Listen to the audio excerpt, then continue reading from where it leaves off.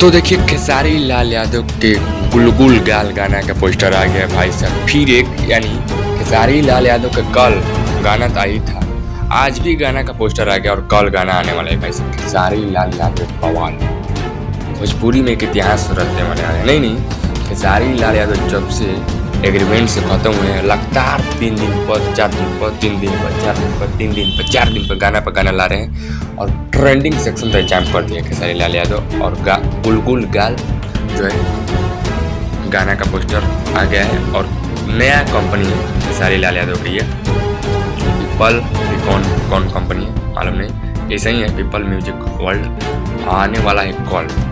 जी हाँ, उसका टीजर भी आएगा और पोस्टर भी। गाना का जो है कॉल आने वाला है और एकदम जबरदस्त है, देखिएगा तो मजा आएगा कॉल। चलिए मिलते अगले वीडियो में कुछ अपडेट के साथ। यही था कि खेसारी लाल यादव का एक और गाना का पोस्टर आ गया है गुलगुल का। चलिए मिलते अगले वीडियो में कुछ अपडेट।